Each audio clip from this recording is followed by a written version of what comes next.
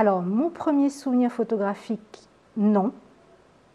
Ma première émotion à l'image, oui. Et notamment, mon émotion à l'image, ça passe par le cinéma.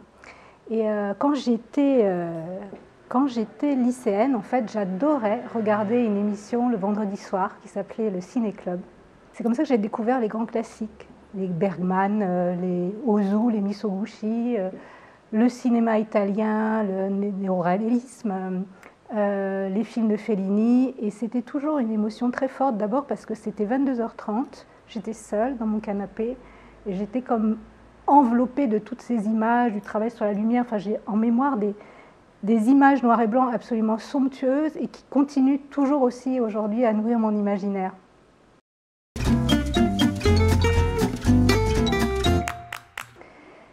Alors, j'en ai pas une, j'en ai deux qui m'ont énormément plu, dans deux registres, mais alors radicalement différents. La première, c'est au Centre d'art Gouin-Zegall à Guingamp.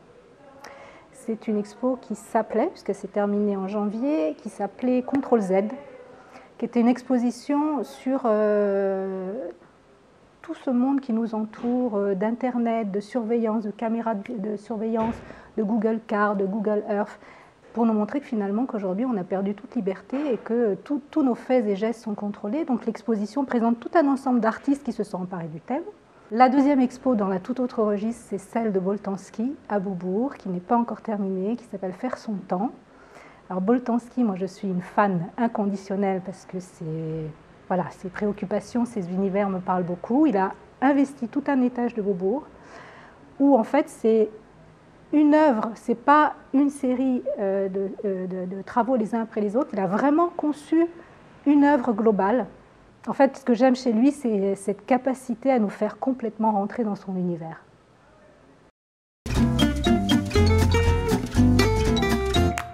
Peut-être les histoires les plus marquantes depuis que je suis photographe, c'est les réactions que j'ai eues par rapport à cette série de photographies que j'ai réalisée sur les momies de Palerme.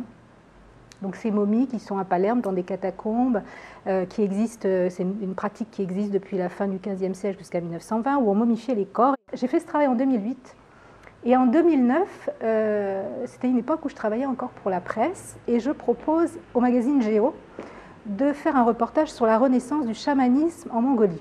Et je sympathise avec une femme d'une 60aine d'années qui est médecin, qui a fait ses études de médecine traditionnelle à Oulan-Bator, mais aussi qui connaît tout des plantes et qui est chamane. Et je lui sors mes images. Et là, elle les prend. Elle a un moment comme ça de silence. Elle les regarde. Elle dit « Mais comment tu as fait pour que les âmes sortent des corps ?»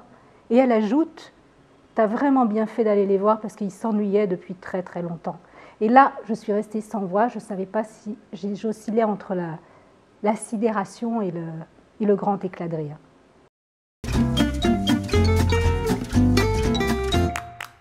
Mon projet, ce serait de mettre en forme tout ce travail sur la famille que j'ai commencé depuis 2010. Cette vaste, on va dire, une saga autour des origines, de l'identité, à partir d'albums, de mon propre album de famille. Donc ça, c'est un livre d'artiste que j'aimerais faire.